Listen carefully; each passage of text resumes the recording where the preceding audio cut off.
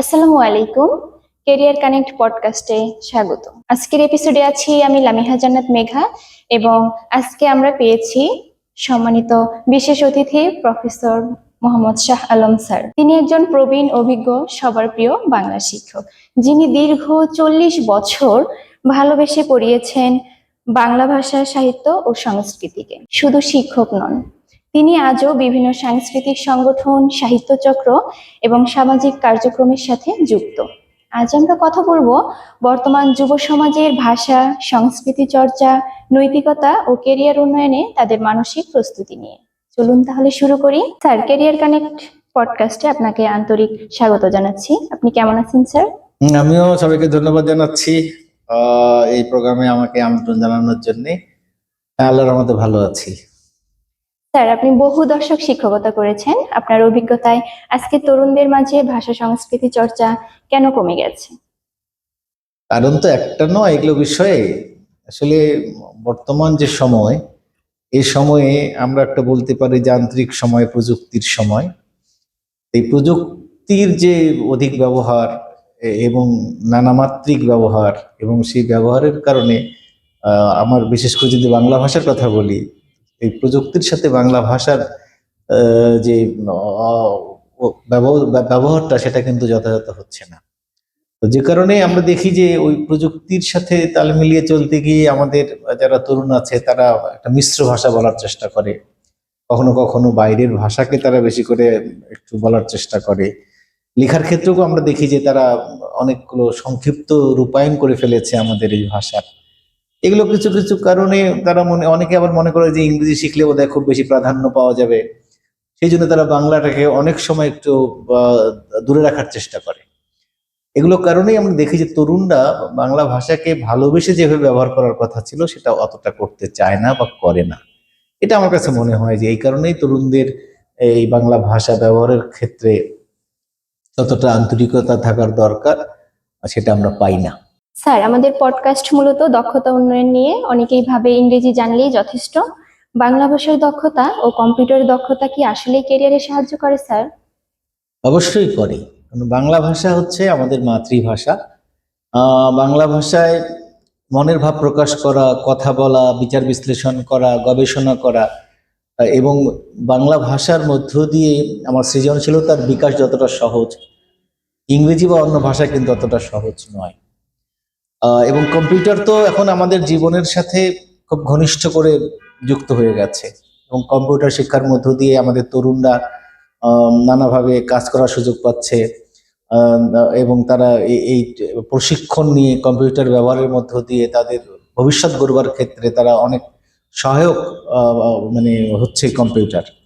তো কাজেই আমার মনে হয় যে বাংলা ভাষা এবং কম্পিউটারের যে বিষয়টা আছে এটা খুব অঙ্গাঙ্গি জড়িত ওই দিক থেকে। এবং ইংরেজি ভাষার প্রসঙ্গ যদি আমি বলি, একটু আগে বলছিলাম সে কথাটা, যে আমাদের হয়তো কারো কারোর মধ্যে এই ধরনের একটা ভাব আছে বা একটা চিন্তা আছে যে ইংরেজি না জানলে বোধহয় ঠিক ভালো কাজ পাওয়া যাবে না। এটা কিন্তু একেবারে পরিপূর্ণ অর্থে ঠিক নয়। আমার ইংরেজি যদি আমি জানি সেটা ঠিক আছে, আমাকে জানলে হয়তো ভালো আমার জীবনের জন্য, কিন্তু বাংলাকে বাদ দিয়ে করতে হবে এটা আমি বিশ্বাস করি না। কাজে আমার মনের ভাবটাকে প্রকাশ করে আমি যদি দক্ষ একজন আমার আমার অফিসে বলি, আমার চাকরির ক্ষেত্রে বলি, সেটা বিভিন্ন স্তরের যে চাকরি, এত ব্যবহারিক জীবনে বলি, বাংলা ভাষার মধ্য দিয়ে আমার সৃজনশীলতার বিকাশটা যত সহজতর হয়, যত গভীর করে হয়, যত সাবলীল হয়, এবং যার মধ্য দিয়ে মানুষকে আমি আকৃষ্ট করতে পারি, এটা অন্য ভাষায় অতটা সম্ভব হয় না। কাজেই বাংলা ভাষার উপরে গুরুত্বটা আমাদের দিতেই হবে। স্যার, আপনি সবসময় নৈতিকতা এবং ভদ্রতা নিয়ে ক্লাসে জোর দিতেন। আজকে যুব সমাজে এই জিনিসগুলো কতটা জরুরি? আমরা যখন কেরিয়ার ডেভেলপমেন্টের কথা বলছি আজকে, তখন কিন্তু আমাকে ভাবতে হবে যে এটা কেরিয়ারটা কি। আসলে কেরিয়ারটা হচ্ছে যে একটা জীবনের যে দীর্ঘ পথ চলা, সেই পথ চলায় তার জ্ঞান, বিজ্ঞান, চিন্তা, চেতনা, ভবিষ্যৎ পরিকল্পনা এবং কাজের মধ্য দিয়ে জীবনটাকে সুন্দর করে সাজানো, এটাই কিন্তু আমরা কেরিয়ার বলার চেষ্টা আসলে করে থাকি। এখন এই কেরিয়ারের ভেতর থেকে আমি যদি চিন্তা করি, তাহলে কেরিয়ার গড়তে গেলে আমার কি লাগবে? কেরিয়ার গড়তে গেলে কিন্তু আমার নৈতিকতার অবশ্যই প্রয়োজন আছে। কারণ আমি যদি নীতি নৈতিকতাকে অবজ্ঞা করি, আমি সৎ না হই, এবং আমি আমি যদি সত্য কথা না বলি, আমি যদি আমার কাজে ফাঁকি দেই, তাহলে তো আমি কখনো ভালো কিছু করতে পারবো না। তো সেই জন্য আমাকে নৈতিকতার সাথে এখানে দক্ষতার কথা বলা হচ্ছে। জীবনের উন্নয়নের জন্য বিশেষ করে বর্তমান যে সময়, আমরা তো একটা চ্যালেঞ্জিং সময় পার করছি আসলে। এখন সারা বিশ্ব জুড়ে কিন্তু বিভিন্ন রকম চ্যালেঞ্জ আছে, নতুন নতুন উদ্ভাবন হচ্ছে, তার সাথে খাপ খাইয়ে আমাদেরকে চলতে হচ্ছে। এবং আমরা যদি দেখি যে বিশেষ বিশেষ জায়গায় বিশেষ বিশেষ দক্ষতার দরকার, না হলে কিন্তু মানুষের কর্মসংস্থানটা ওই সেভাবে এগোয় না। সেই জন্য আমাদের দক্ষ মানব শক্তি যে বিষয়টা আমরা বলি, এই জন্যে যদি দক্ষ মানব শক্তি না থাকে তাহলে একটা দেশের কিন্তু উন্নয়ন কখনো হয় না। এই জন্য আমরা কিন্তু জোর দেই যে তরুণরা দক্ষ হয়ে গড়ে উঠবে। এবং দক্ষ কি একদিকে হবে তাও কিন্তু আমরা বলি না, বরং এক একটা ক্ষেত্রে তারা দক্ষ হতে পারে, এক একভাবে তারা জ্ঞান লাভ করতে পারে, এক একভাবে তারা নিজেকে সেখানে সম্পৃক্ত করতে পারে। এবং এই দক্ষতার সাথে কিন্তু নৈতিকতার একটা যোগসূত্র থাকতে হবে, না হলে সে কোনোদিন ভালো কিছু করতে পারবে না। যারা মিথ্যা কথা বলে, যারা কাজে ফাঁকি দেয়, যাদের মধ্যে আলস্য আছে, কাজ করতে গিয়ে মনোযোগী নয়, যারা অন্যের সাথে খুব ভালো আচরণ করে না, তারা কিন্তু কখনো উন্নতি করতে পারবে না। কাজে আমাদের তরুণ যারা আছে, আমি মনে করি তাদের এই নৈতিক চেতনায় আরো উদ্বুদ্ধ হতে হবে, ভালো কাজে মনোযোগী হতে হবে, এবং জ্ঞানের মধ্য দিয়ে, ব্যবহারিক শিক্ষার মধ্য দিয়ে তাদেরকে দক্ষ হয়ে গড়ে উঠতে হবে। আপনি অনেক সাংস্কৃতিক সংগঠনের সাথে যুক্ত আছেন।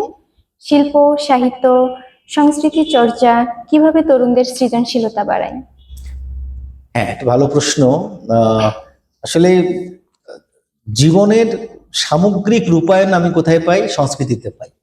কারণ আমি যদি সংস্কৃতির একটা সংজ্ঞায়ন করার চেষ্টা করি, তাহলে সেখানে আমাকে বলা হচ্ছে একটা নির্দিষ্ট জনগোষ্ঠীর বা সমাজের যে জ্ঞান, বিজ্ঞান, শিক্ষা, দীক্ষা, আবিষ্কার, ইতিহাস, ঐতিহ্য, তার নাটক, তার গান, তার সামগ্রিক যে বিষয়টা আছে, আমার আচার, রীতি, ধর্ম সবকিছু মিলেই কিন্তু আমার সংস্কৃতিটা রয়েছে। কাজেই আমি যদি একটা পূর্ণাঙ্গ জীবন রূপায়ণ করতে চাই, পূর্ণাঙ্গ জীবনের সাথে পথ চলতে চাই, তাহলে কিন্তু আমাকে অবশ্যই সংস্কৃতির সাথে যুক্ত থাকতে হবে। এবং সংস্কৃতি কিন্তু আমাকে সৃজনশীলতার পথটা দেখিয়ে দেয়। সংস্কৃতি আমাকে, সংস্কৃতি মানে শুধু গান বাজনা আমরা বলার চেষ্টা করি সেটা কিন্তু না, বরং সংস্কৃতির মধ্যে আমার সভ্যতার বিকাশ, আমার সৃজনশীলতার বিকাশ, আমার আচার আচরণগত যে পরিবর্তন, বা ভালো আচার করবার যে মানসিকতা, কাজ করবার যে মানসিকতা, আবিষ্কারের যে মানসিকতা, নিত্য নতুন চিন্তা চেতনা বিকাশের যে চেতনা, সবকিছু কিন্তু আমরা সংস্কৃতির মধ্যে খুঁজে পাই। কাজেই সংস্কৃতি হচ্ছে এমন একটা বিষয় যা আমাকে পূর্ণাঙ্গ একটা মানুষ হওয়ার জন্য দীক্ষা দেয়। তবে আমরা যেটা বলি যে একজন মানুষ তার কথায়, তার আচরণে, তার ব্যবহারে এবং তার সামগ্রিক প্রকাশের মধ্য দিয়ে কিন্তু মানুষের কাছে বিকশিত হয়। এবং সংস্কৃতি চর্চার মধ্য দিয়ে কি হয়? আমি যদি ভালো আবৃত্তি করতে পারি, ভালো বক্তব্য রাখতে পারি, ভালো নাটক করতে পারি, এবং ভালোভাবে যদি সঙ্গীতে বা অন্যান্য ক্ষেত্রে দক্ষ হয়ে উঠতে পারি, তাহলে কিন্তু আমার কেরিয়ারের ক্ষেত্রে একটা সহযোগিতা হয়। যেমন আমি যদি মনে করি যে যিনি অফিসে কাজ করছেন, তিনি যদি সুন্দর করে কথা বলেন, এবং অনেক ক্ষেত্রে কিন্তু আছে, অনেকগুলো কর্পোরেশন আছে যারা জনসংযোগের উপরে বেশি জোর দেয়। কাজে যে ভালো করে কথা বলবে, গুছিয়ে কথা বলবে, সুন্দর করে কথা বলবে, সে কিন্তু ভালো জনসংযোগটা করতে পারবে, মানুষকে আকৃষ্ট করতে পারবে। মানুষ তখন তার যে কর্মতৎপরতা তাকে সমর্থন দেবে। এইভাবে দেখা যাবে যে অন্যের চেয়ে কিন্তু সে এগিয়ে যাবে। কাজেই আমরা মনে করি যে সংস্কৃতি চর্চার মধ্য দিয়ে আমার দক্ষতা বিকাশের যে জায়গাটা, সেটা সমৃদ্ধ হয়, বিকশিত হয়, বিস্তৃত হয়। এবং এই সংস্কৃতি চর্চা আবার আমাকে ভালো করে গড়ে উঠবার জন্য সহযোগিতা করে। কারণ আমরা বলি সুস্থ সংস্কৃতি। সুস্থ সংস্কৃতি মানে কি? আমি কারো বিরুদ্ধে বলবো না, আমি নিয়মানুবর্তী হব, আমি আমার যারা বয়োজ্যেষ্ঠ তাদেরকে শ্রদ্ধা করব, ভালোবাসবো, এবং আমি যেখানে কাজ করব সেই দপ্তরকে কিভাবে আরো ভালো করে গড়া যায়, আমি সারাক্ষণ কিন্তু সেই চিন্তা করবো। এটা কিন্তু সংস্কৃতির একটা অংশ। কাজেই সংস্কৃতিবান যদি কোনো তরুণ হয়, বা আমরা শুধু তরুণদের কথা বলবো না, প্রতিজন মানুষ যদি সংস্কৃতিবান হয়, তাহলে সেই সমাজ কখনো মন্দ কাজের সাথে যুক্ত হতে পারে না, সেই সমাজ আলোকিত হবে, সেটা আমি বিশ্বাস করি। সেই জন্যই আমিও জোর দিতে চাই সবসময় যে আমাদের সামগ্রিকভাবে যে আমরা যেন সাংস্কৃতিক আবহাওয়াটাকে ধারণ করতে পারি, সাংস্কৃতিক যে বলয় তার মধ্যে থাকতে পারি, এবং আমাদের সংস্কৃতির যে উন্নয়ন ধারা তার সাথে সম্পৃক্ত থেকে আমি নিজেকেও যেন বিকশিত করতে পারি। এই জন্য তরুণদেরকে সংস্কৃতিবান হওয়া দরকার এবং জীবনটাকে সুন্দর করে গড়ে তোলা দরকার। জি স্যার। আপনি বহু বছর কলেজে পড়িয়েছেন, শিক্ষার্থী এবং শিক্ষকের সম্পর্কের পরিবর্তন আপনি কিভাবে দেখেন? পরিবর্তনশীলতাই তো জগতের নিয়ম, সভ্যতা এগিয়ে যাচ্ছে। একসময় মানুষ বনে জঙ্গলে বাস করতো, তারপরে ধীরে ধীরে মানুষ স্থায়ী হয়েছে এই স্থলভাগে। তারপরে সেই কুড়িঘর থেকে বিভিন্ন স্তরে মানুষ এখন শিল্প বিপ্লবের পরে এসে, আগুন আবিষ্কারের পরে সেই যোগাযোগ ব্যবস্থা থেকে শুরু করে প্রযুক্তির একটা চরম উন্নতির যুগে আমরা বাস করছি।